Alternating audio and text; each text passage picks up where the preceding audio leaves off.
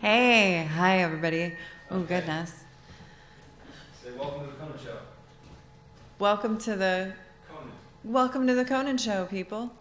We're really excited you can be here in a live situation, which means that we are getting ready right now, and you get to see behind the scenes, which you don't normally get to see. So welcome to this beautiful experience. My name is Veronica Varlow. I'm a real-life love witch, and I'm really excited to be here with you. Oh my goodness. Who's coming over here? This is really exciting. Hey! Hey everybody. Welcome to the Conant Show. And I'm buttoning up my red shirt because my blue shirt gets confused on the green screen if we're using one, so I try to avoid wearing blue. Anyway, this is a real special guest here, our very own Veronica Varlow, who has made Woodstock her home, and over the past couple of years we've chit-chatted about a lot of interesting things, and we're going to do that tonight for you. So, thanks for watching Woodstock TV, and Yay! Yeah, you know, for the benefit of our audience, you do a performance work, and it's somewhere in the land of vaudeville burlesque kind of thing. Was that like originally, or?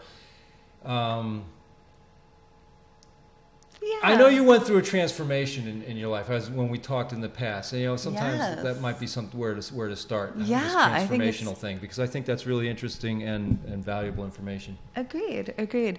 Well, thank you for asking. So basically what had happened was I had always wanted to be... I went and saw my first burlesque show in 1999. And if you guys don't know what burlesque is, you need to check it out. One of the first people that I saw doing burlesque was this amazing woman named Dirty Martini. And she's incredible. Also need to check her out. And what I loved about her more than anything was that she was somebody who really owned her sensuality. She was somebody that got up there and owned her entire being and really had this confidence that I didn't have. And when I saw this woman on stage, and she came out on ballet point shoes, and she was covered in all of these balloons. And she stopped and started smoking a cigarette, and then she, one by one, popped every single one of the balloons. And it was this amazing experience to see this, and to kind of see this surprise and this kind of fun atmosphere. And then she was like naked underneath, like, well, she had like, you know, little sparkles and things like that, because we always have sparkles. Obviously, as showgirls, we're never totally naked. There's always sparkles. So then what happened was that, she was really amazing, and it blew my mind. And I really wanted to do burlesque. And how old were you when you saw this? Oh, that's a good question. You know what? I don't actually. I was in my late 20s-ish, mid-20s when this was happening, and I was afraid to kind of like stand up and do anything, or, you know, do burlesque myself. And I felt very empowered by watching her, but I felt like it was something that I wanted to do, but I was too terrified to do it. Yeah.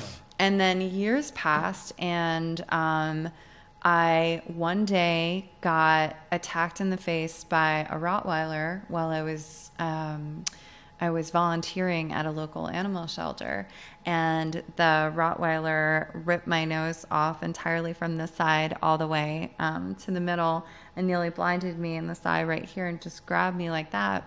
And I was in 8 hours of surgery, and during that time, I just remember staring at the ceiling because they couldn't put me under, because I was in shock so badly.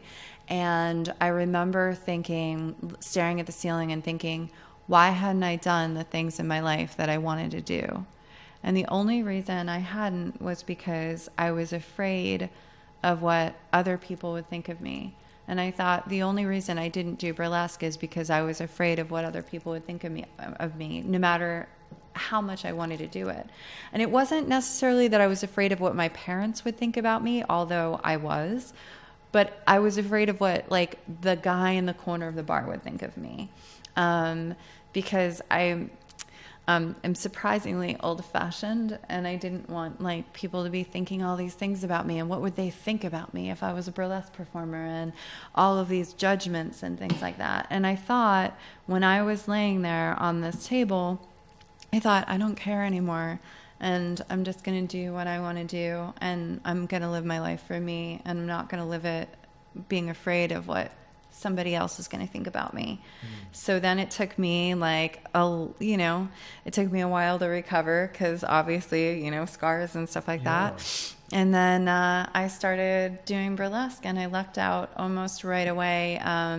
Somebody from Marc Jacobs, people saw me, and I was in one of his shows. He used to do these huge holiday parties, and then Heidi Klum saw me there, and she had me in one of her shows, and then it just kind of took off from there. I'm just curious. I mean, is there like a tradition, or like a school, or is this just like wing it, or is this just your own style?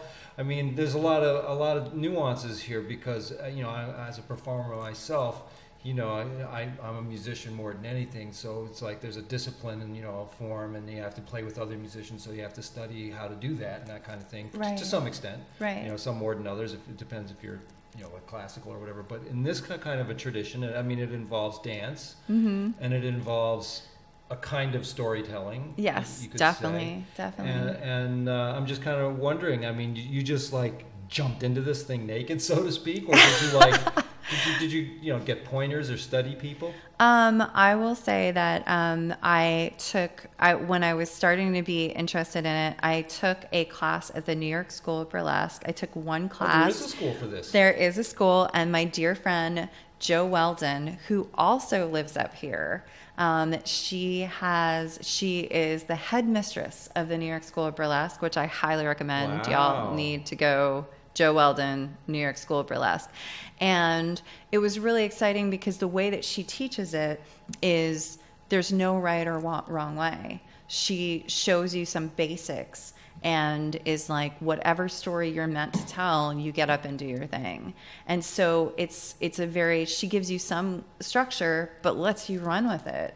And that's what I think makes her such an incredible teacher, is because she doesn't tell you exactly how to do it and show you moves and say, this is how it has to look. She lets you do whatever you want to do. So she kind of gives you a toolbox and then says, go get them. Mm-hmm. Yeah. That's really great. It was great. That's kind of a great, I can see where this is going. I can see why this is kind of a significant thing with you and your classes, because you have students, and I've met some of them the other night. Yes, you did. And that was, I gotta say, you came to my theater, and you booked a private screening for your ladies that were at a camp here, your camp or retreat or whatever. I guess this was just for fun, right? Yeah. A fun night out. Just for fun. And they were the most delightful crowd. I mean, it was just kind of the greatest vibe, and such, really a lot of whimsy and lightness. And, so I'm guessing that this is part of your sharing with your students, this kind of lightness and kind of moving through life with an attitude and a grace of I just found a lot of joy in the group, so I don't know. And I don't know what I'm reaching for here, but I totally know it's important, and I think that it's interesting that you say that, because we really work together. This whole group, I do a thing called Witch Camp.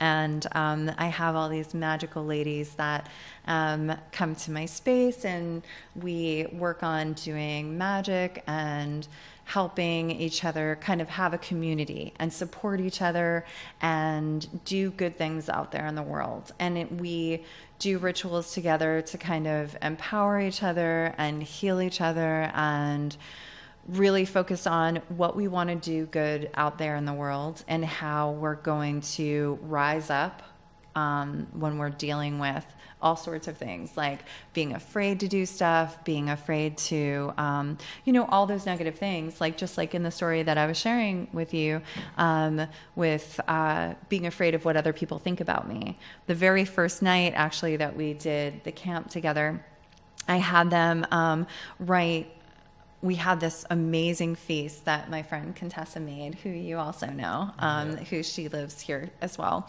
And she made this incredible feast, and they ate on these gorgeous plates, and they cleared off the plates. I was like, okay, everybody clear off the plates. And I gave them Sharpie markers, and they wrote on the plates everything that was keeping them from doing their best stuff in the world, from having an amazing week during our camp, anything that would get in their way, or any like mind things that would get in their way. And they would share them, and they would write something and then just bust it out and say it in front of everybody. And some people would be like, oh, that's a thing of mine too. That's like, I worry about this too, or I always play small, or I do this, or I do that. And then we put them in paper bags, and we took them out to our wooden altar outside, and put on the safety goggles, took the glamour hammer, and just started smashing those things. Yeah. And I took them to the dump yesterday, and that was so amazing. Throwing, heaving them into the dump. And so we really work to how can we get past those things to be the best people that we can possibly be. Because if we're not sharing the greatest gifts that we have, then we can't really. We can't make this world as awesome as it possibly can be, for every single person. If you're not doing the thing that is best for you, that your shining thing that you do better than anything, if you're not doing that, then not only... What you doing? Yeah. And not only are you not doing it, and what then are you doing? Right. Yeah. And it's stealing it from me. Not only is it stealing it from you, but I don't get to have it either. So that kind of, I don't get your awesome gift. That's a really powerful message, and it's a really good message, because I come from an artistic family, and two of my brothers, well, three of them were very, very good artists, very powerful artists, and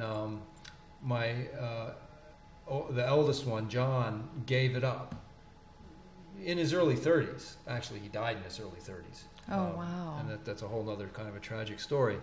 But he had recovered from heroin use, and but there was at that point in his life when he gave up his art, he just one day just said, I don't have anything to say. I don't have anything to say. And he, of all of us in our family, he was probably the most sensitive, the most talented, the most beautiful. I mean, the guy was gorgeous. Right. And he had this long, naturally black hair, and it was, kind of wavy, and incredible physique, athlete, intellect, artist. But, something inside him, kind of broke. And then my brother Ray, similarly, I got him into playing guitar to kind of combat his depression. When I was young, I mean, he's like 10 years my senior, 8 years my senior. And his playing guitar really kind of, I think to this day, holds him together. But somewhere in his 40s, he burned all of his oil paintings in Mom's driveway. Wow. And this was great stuff. I mean, it was, oils on canvas. It was beautiful stuff. And it was like his ceremony of giving it back to the universe, because this world didn't want it. They wouldn't buy his work. So he struggled. He suffered, and horribly so. But he didn't have the community, the element and community to support him in doing his vision and doing his work as an artist. And he was probably one of the best. He could do photographic realism if he wanted, or abstract. He could do anything he put his mind to, and do it well. Right. And then my brother Dickie, another very powerful artist, is presumed dead and missing as of 3 years ago. A powerful athlete, kept doing his art, through all of his rigors and trials in life, and there's a huge cachet of his art. I think my older brother Joe and one of his sons is caretaking it from his storage locker in Laramie in Wyoming or in Boise, Idaho. I can't remember which. Wow. But anyway, Dickie also, didn't have that kind of the support for the art, but he kept doing it and evolved quite amazingly so. Wow. And the thing, I guess, what I'm feeling here is that, I watched the culture at large really kind of destroy the talent in my family, at least the creative ones. Yeah. And my brother Ray, as far I'm not in contact with him since my mom died in 2012, so I don't even know if he's alive. And it's kind of this is a sad thing because I'm the last in my generation, or in my mom's brood. I'm the last one of the artists still here and being creative. And I wonder about that. I wonder about what it is that you found that perhaps my brothers were missing. I don't know that I don't even know why I'm going there, but. This idea of empowerment. We talked a lot about the feminine side of things. You and I over the years. Yeah. And my experience, my education, if you will, folks, was on an Indian reservation with the Senecas for about 10 years, and another 10, 15 years with the Mohawks.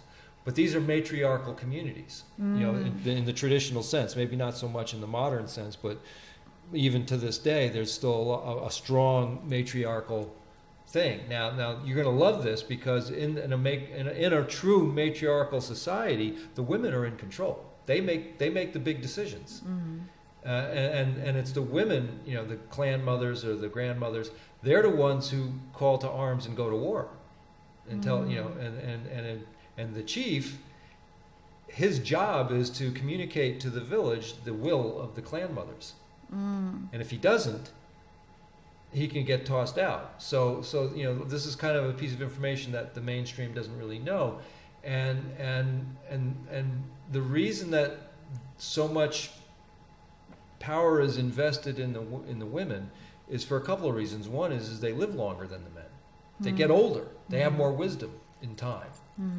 And the other part of this, especially in the business of making a decision of going to war, which is a heavy duty decision, is that it's the women that are going to have to either heal the wounded or bury the dead. Right. They're men. They're going to lose their men, and that's a big decision for them. Yeah. So,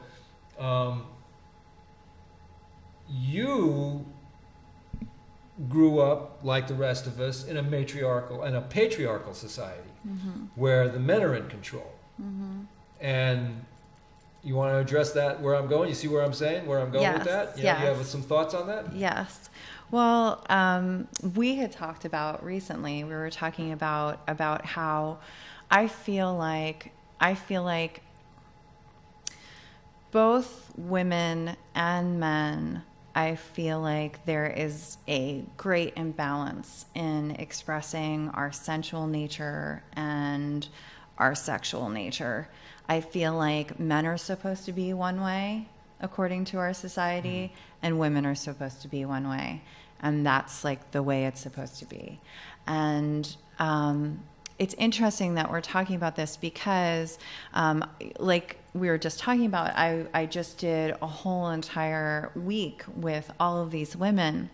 And one of the things that I want to do in the future is also work with men, because I feel like also men are hurt by this because they're not typically allowed to express their feelings, or they're not allowed to cry, or they're not allowed to, all of these ideas of what men aren't allowed to do, really hurts our society as a whole. And it also hurts us as women. And the more that our culture can embrace the feminine and the masculine, each one of us, the more powerful we will become. And I feel like with women and with our expressing our sensuality, just going back full circle to me being afraid, having to be attacked in the face by a Rottweiler and have a moment being like, I don't even know what's going to happen with my face, which this is how, not being vain, but whatever, it's how I express myself to the world and how we express ourselves. And I was so at a moment thinking, okay, I had to get attacked in the face by a Rottweiler to do my true dream and to do this thing of allowing myself to do burlesque, because I was afraid of how other people would judge me.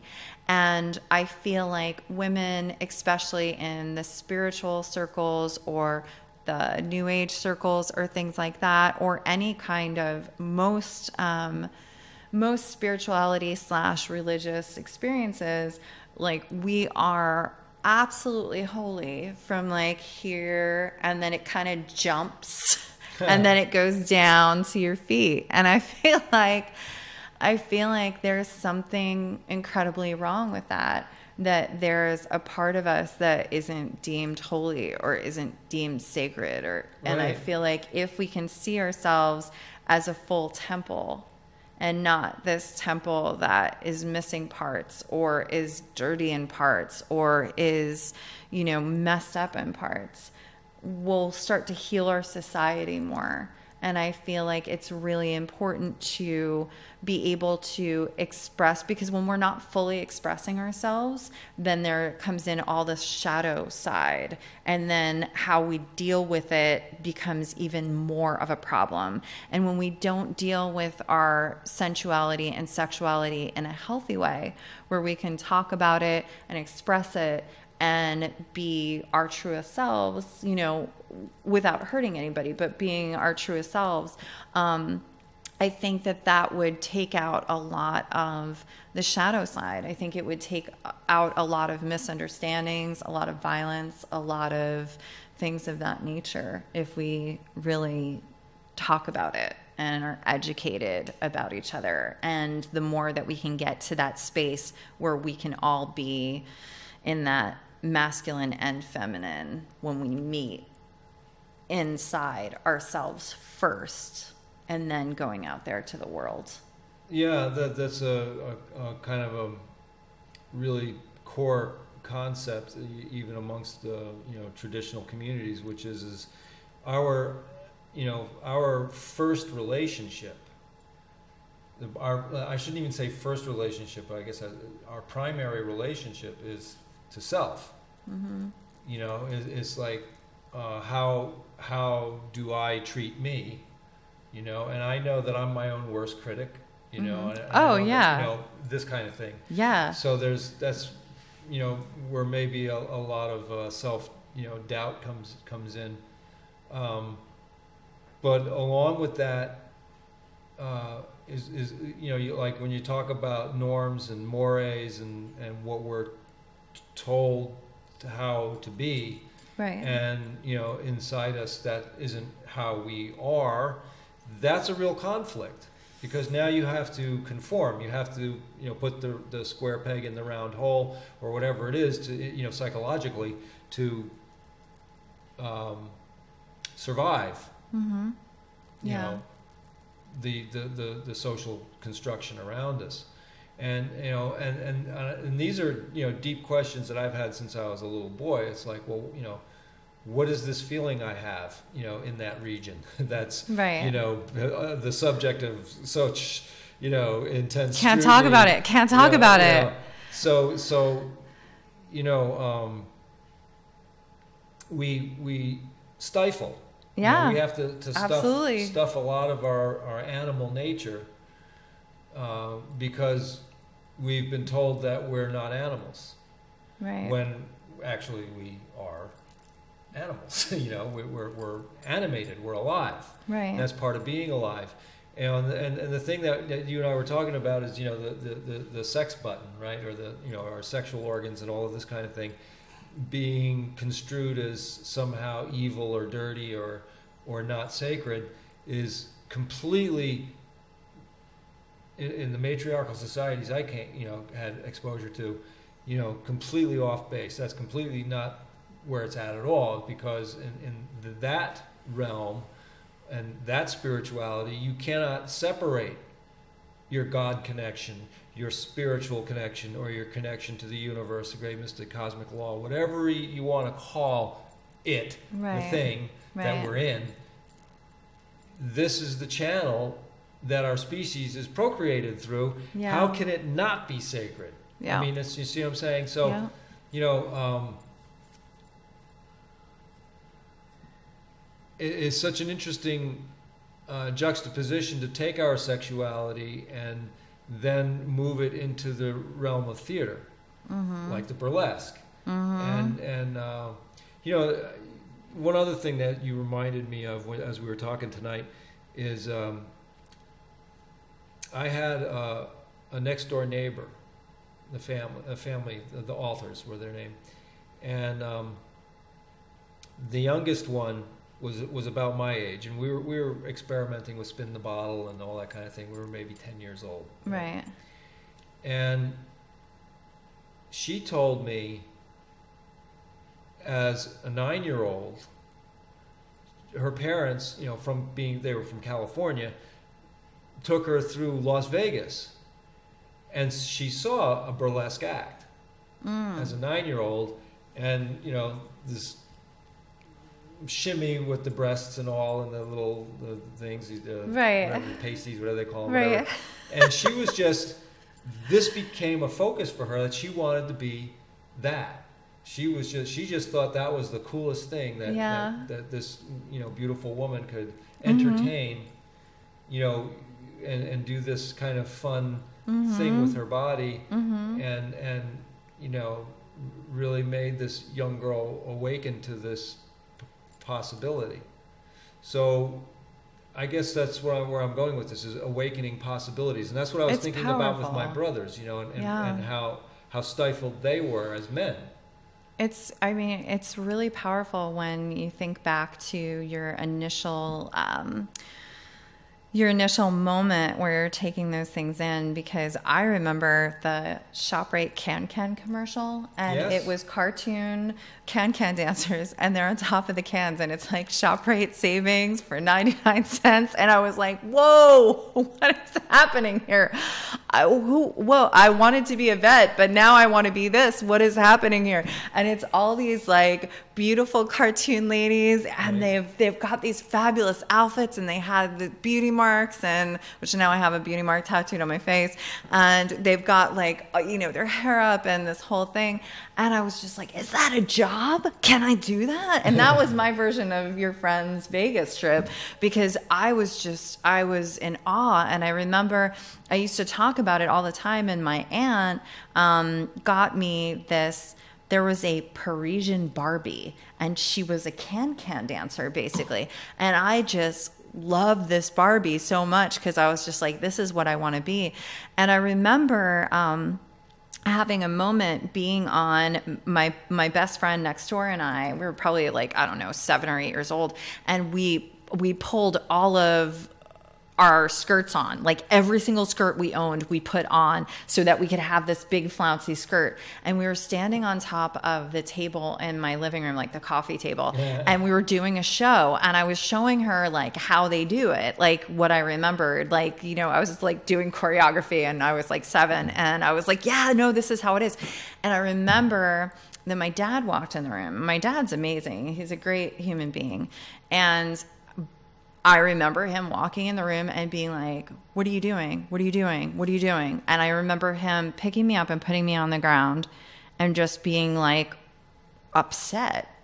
And I was really confused, because I was 7 and I just thought I was doing the best thing I probably have ever done in the world.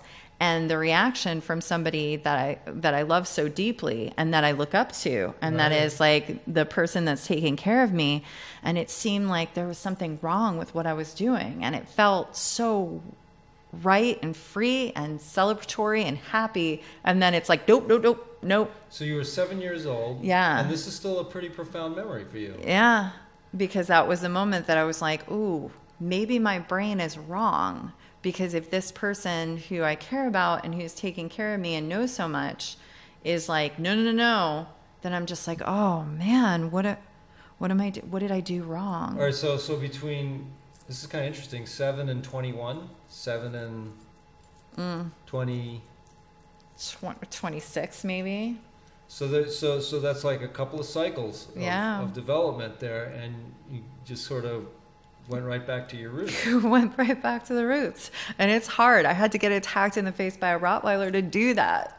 I had to have this moment where my life was flashing before my eyes to do that, to have the courage to do it, because I was working at a cubicle in the city with no natural light. Oh God, that's so soul destroying. And that's where I would have been if that dog hadn't attacked me in the face. I would have been there today, and I would have, the things that I love to do and my burlesque / my confidence teaching and my magic, I wouldn't have been doing them if it wasn't for that moment that kind of woke me up, You just, the whole can thing kind of reminded me of our next door neighbor when I was really little. I was maybe 5 or 6 years old, and my dad used to bring booze over to Miss Kessler. Oh, Miss Kessler. Miss Kessler. Boozer. Just kidding. Not a boozer. She's amazing. She was amazing. She was like 1,000,000 years old, and she had these 2 little, like hairless chihuahuas. Maybe they didn't start out that way, but they kind of looked like, like gremlins, before they're gremlins. Were they mogwai? They looked like hairless mogwai, and they were really nasty and barky and everything. But she loved them, and anyway, and I was about 5 or 6 years old, and I went over to visit Miss Kessler one day, and I got into her house, and she was showing me all of her photographs from like the 19-teens. Wow. She was an original Ziegfeld Follies dancer. Wow. And and she showed me, her legs, and those are my legs there, and in the lineup and all, and the various stages that she had been on, and she had a wall of photographs from all the great actors that gave her pictures with autographs on them, and pictures with them and stuff. So she had been in the real heyday of the Ziegfeld Follies. Wow. So we're talking like the early, middle 1960s is when I met her as just this little boy, looking at these black and whites, but they were fabulous. They had great photography in those days, and the pictures were really quite beautiful. And I just wanted to share that because I just, it's such a, that's so amazing. We touch history through people. Yeah. And I felt really, I didn't know what I felt because I was so little. I mean, all I know is, all I knew at the time is that this is cool. Yeah. This lady who has just 2 chihuahuas and no family, no husband, no kids that I knew of, and my dad would bring her a bottle every once in a while, and maybe even drink with her a little bit or whatever, and she was reminiscing with me all these great stories that I can't remember any of them, but how cool is that? That's pretty cool. Wow. That was kind of neat. So creativity wise and so how tell me about camp. How did that go this week? Camp was awesome. 2 days to recover from it. Camp was amazing. Camp was amazing. I had a breakdown on George's shoulder. You should know this. Sobbing on his shoulder because it's like that. The day of, right before camp was starting, because I wanted everything to be perfect and amazing, and everything came together totally, because I realized it was funny because I picked a card, and I have these cards that have questions on them. And it said, what is my responsibility? And I thought, you know what? The only thing that I need to do is to make every single woman here feel supported and like a goddess. That's all I need to do. It's not really that big of a deal. They don't care if there's one less plate, or if, there's dust on the floor in the corner. Mm-hmm. Like, it's just about seeing them because in our society, it's so difficult to truly see people and have them see you back. It's actually quite rare. And I think that these women come to share their story, and one of the first things that we do is we go around in circle, and every single woman has a chance to share her story. And so many times from years of doing this, I've had women share, and afterwards they say, I've never felt like I could tell anybody that, or anybody would even care. And I feel like the most important thing that we can do is share our stories and really truly listen and hear, and also share our story back. And I think communication is something that is missing so much in our society, and also leaning into talking about our sexuality and our sensuality. I feel like people don't really share their true selves. I think that people have these flings and, you know, go for the hunt and this and that. And I don't think that people actually share their true selves with each other. And I think it's a problem that's in our society on many different levels. Yeah. Boy, oh boy. Yeah. Yeah. There's a local couple, and I'm not sure how Phyllis is doing, but Marty and Phyllis. Mm-hmm. And Marty passed away in the last couple of years. Mm. And they were married something like 60 years. Mm. Mm. And I don't know, I may have told you the story, but I'll tell it to the audience. And a lot of you guys out there, if you're old time Woodstockers, you know, watching, you know who Marty and Phyllis are. Well, you know, Marty was maybe all of, 20 years old. He was the older one, I guess. And Phyllis was maybe 16 or something like that. And I'm trusting that I'm getting the story as correct as possible here. But as I got to know them, they knew me from just going to poetry jams here Mm-hmm. locally at Shawoo's and stuff, and then Marty found out that I did carpentry and stuff, and he asked me to work on his house, so I did some work for them over there, and so you get to know people a little bit, and he told me the story of how they met and got together, and the exact circumstance I'm not sure, but it was in New York City, and he was working a job there, and perhaps walking down the street or whatever, they meet. He sees her, and there was a connection, and he just braved up and said, can I walk you home? This kind of thing. And so he walks her home, and they're chit-chatting and getting, exploring each other a little bit, and he asks her for a date. And she said, okay. So they go on a date, the following weekend or whatever, and then, there's the end of the date when you walk the girl home to the door, and,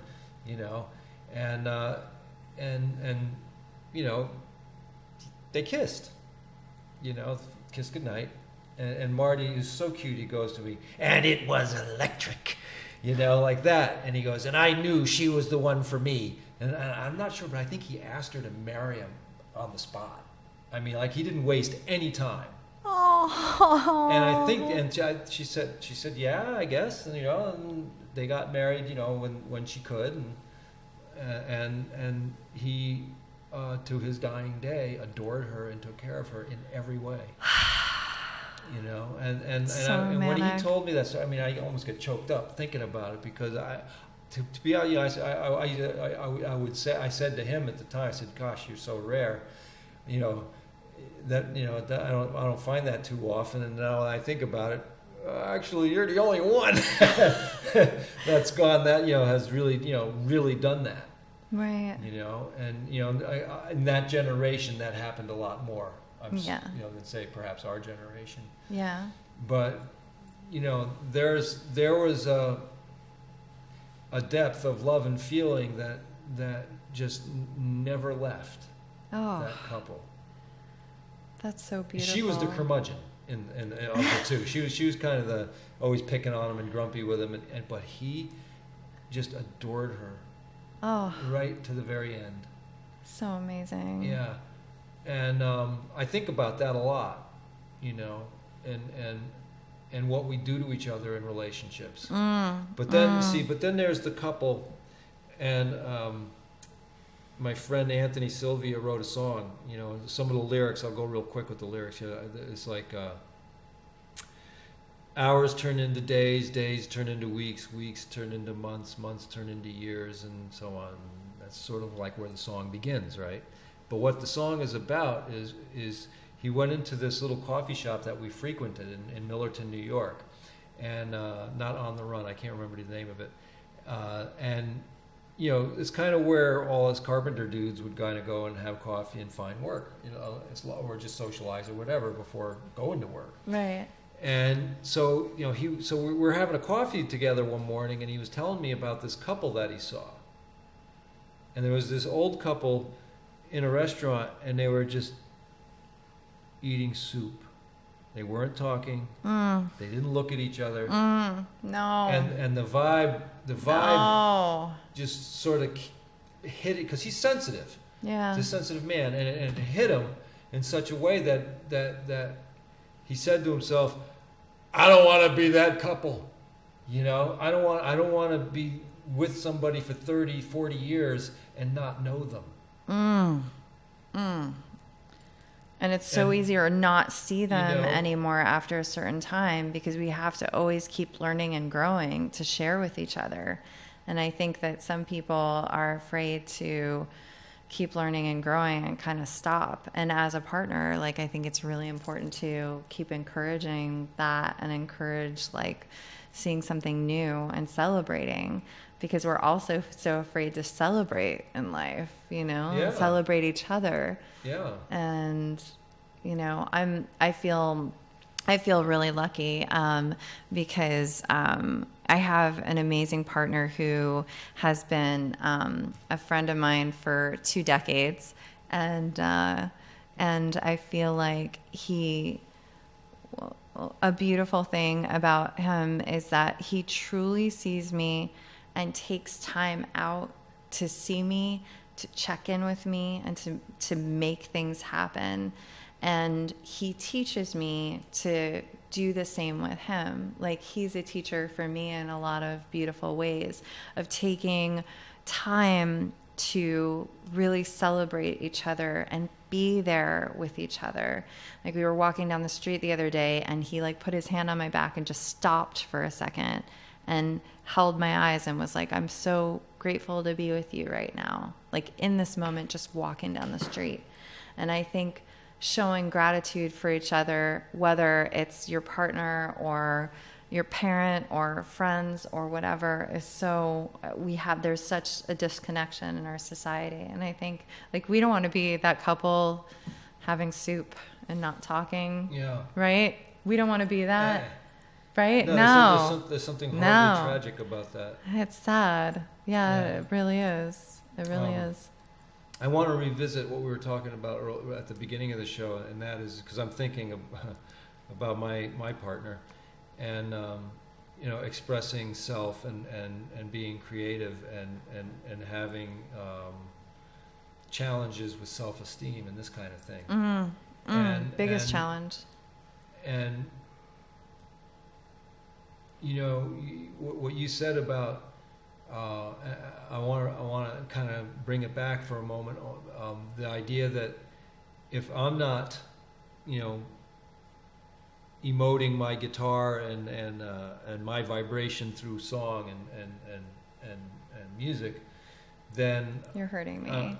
I'm short-circuiting myself, but again, I'm depriving you and everybody else of that vibe, of that sound, of that song. And I sometimes will kind of joke when I'm out, say having a drink with my friends over at the Landau, right?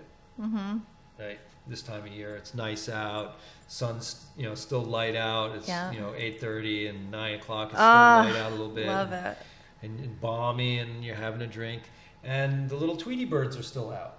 There's this mixed flock of songbirds that hang out because of Marias and all the little nibbles that they can get. So there's lots of little birds hanging around. Right. And I can be a cranky pants from time to time, you know. So the birds will be out there making this racket of joy and fun and love and song, and I'll be like, why are these birds so goddamn happy, you know? And that's a goal in my life. I want to be like those birds who are playful and joyous. Yeah. Now, maybe it's because they can fly. I mean, if I could, you know, flap my wings and, you know, right, fly around and flit and be, you know, yeah, liberated in that kind of way, perhaps I'd be, you know, happy all the time too. But what I'm saying is that I really pay attention to that. You know, yeah, I'm joking. Why are the birds so damn happy? But I'm also thinking they really and truly are happy. I mean, the joyous sound. I mean, can you know, it's like the world without the songs of birds. You know, what kind of world would that be? You know what I mean? What kind of world would that be? I mean, if you think about the dead of winter, some of the things that get me really depressed about the dead of winter is that there's not as many birds out. Right. And I miss them. I miss the sound of them in the morning. There's an emptiness to the world in wintertime without them. Yeah, it's a whole different vibe. Mm-hmm. Yeah. Mm-hmm. Yeah. So that's what I kind of get a sense of, you know, with what you're doing in your work, is you're sort of bringing out the joy of life. I'm really trying to. In your work. I'm really trying to. I see that one of the things that my grandmother, because my grandmother Helen, her mother was from Czechoslovakia, and she brought all of this magic to my grandmother. And I grew up a lot with my grandmother and my grandmother's teachings. And my grandmother, when I was born, they had a tradition where in Czechoslovakia where you would hold your child and deem like what their purpose was. And my grandmother's purpose was love, which was really cool. And so she would do all those things around love. And she would do things like, one of the things I remember her doing is she would put rose oil and she would iron it into her and my grandfather's sheets. So she would kind of create this nest for them. And she always did this. And it was like this beautiful ritual. And that's one of many things that she did. And when I was born, when she told me when I was like 6 years old, she said, well, your purpose is the mirror. And I was like, the mirror? I was really mad about it because I was like, why didn't I get love? Why didn't I get, what is the mirror? And I was upset for a really long time because nobody actually sees the mirror. They just see their own reflection in it.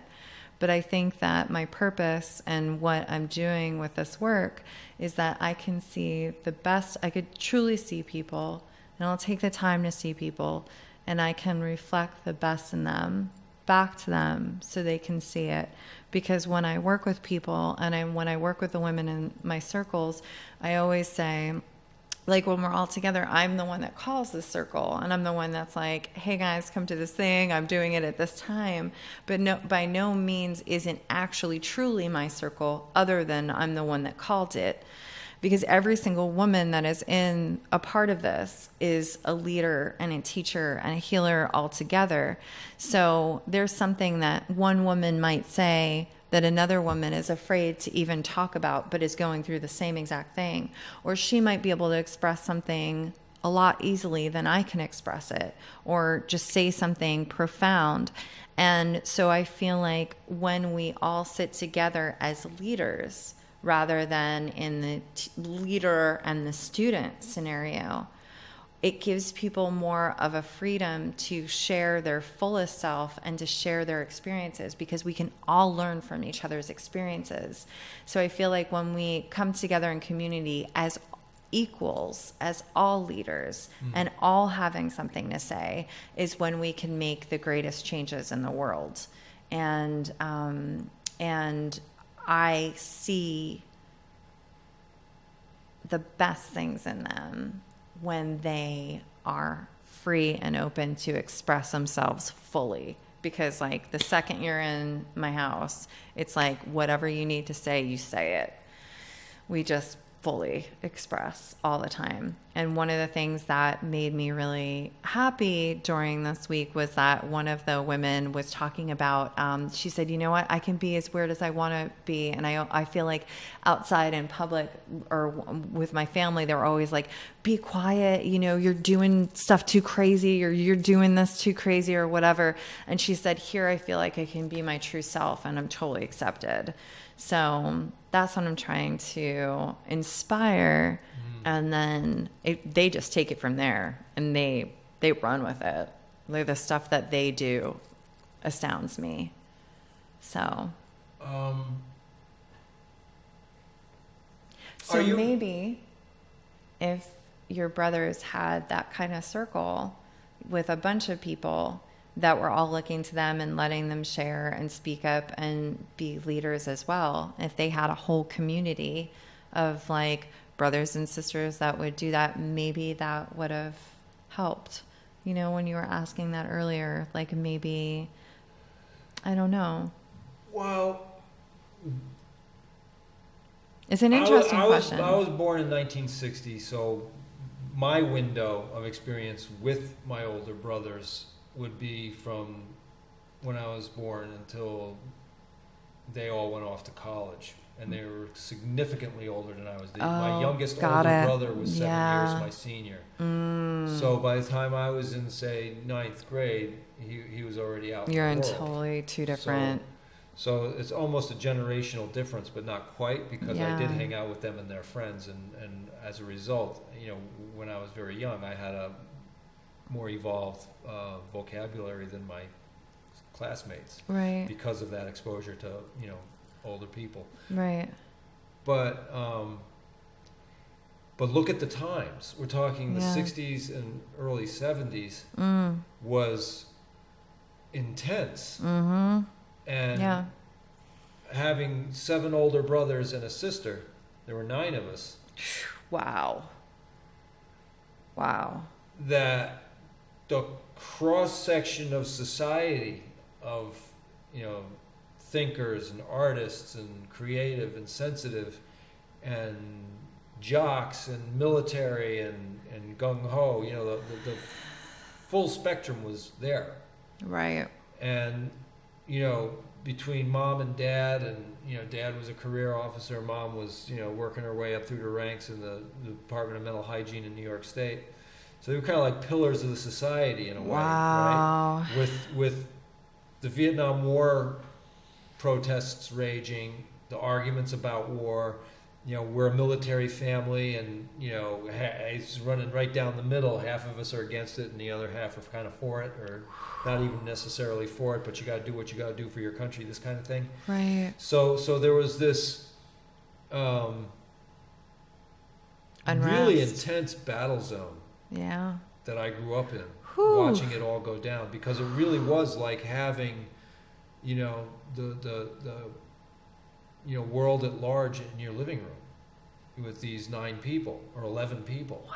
You know, mom and dad and the kids. It was and you're intense. The youngest, so you're youngest. Just watching this as it's playing out. I watched it all, kind of unfold, and it had a lot to do with, you know, shaping my desire for freedom of thought. Now, it's not, you know, bear in mind, these are all really smart people, each and every one of them. Right. Mom and dad included. Right. And, you know, so the intensity of the arguments was just off the scales. I mean, it was just off the charts how intense it would be, because, you know, we're talking, you know, they're all older than me, they're all smarter than me, and, you know, we're not, you know, whatever. But the ability for them to articulate their arguments, right, and the passion with which they did it, anyway, I mean, it was scary.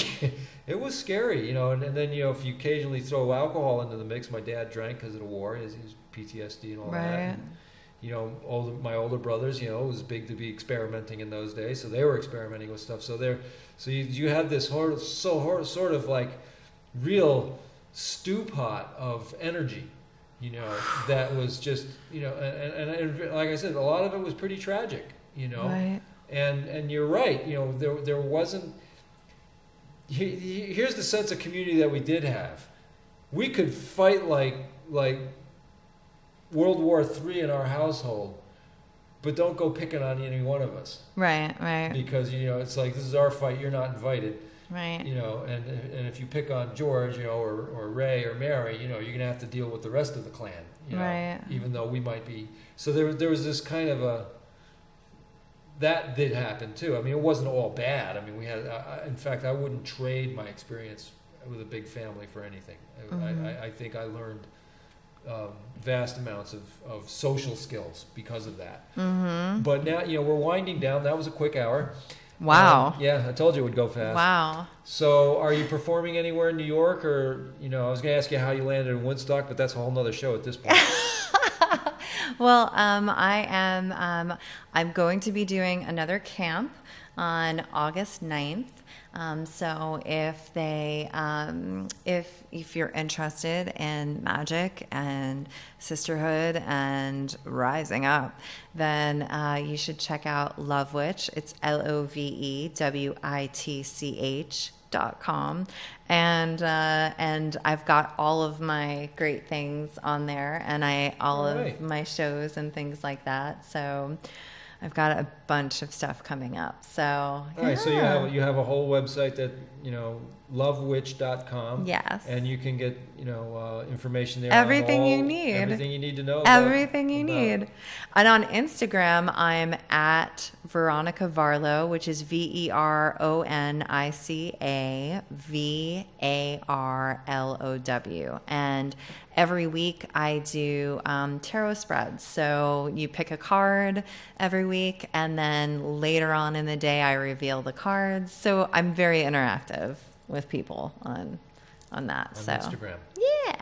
Yeah. These are all these things that I don't know how to use. I'll show you. I'm such an old fogey. Stop it. Stop it. I still like, you know, windows that do this. I feel you. I understand. My electric window's broken right now, so I have to go like this with it. I know. And my 2003 Bug with a tape deck. Hey.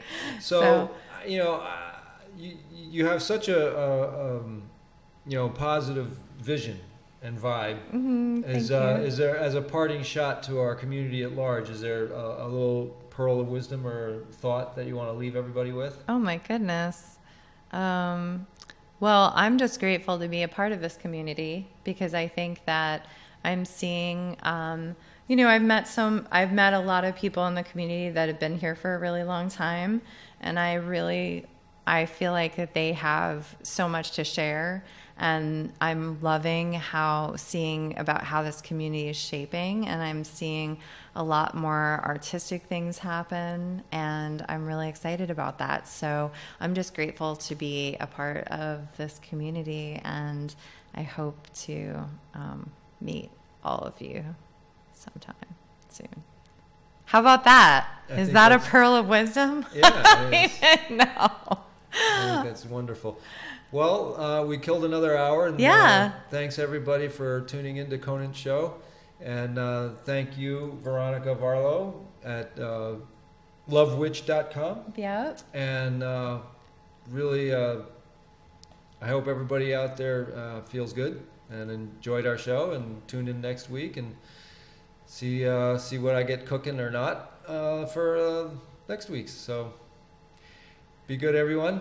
Enjoy, and signing out. Yay. Bye, guys. I want to pull the volume down on the...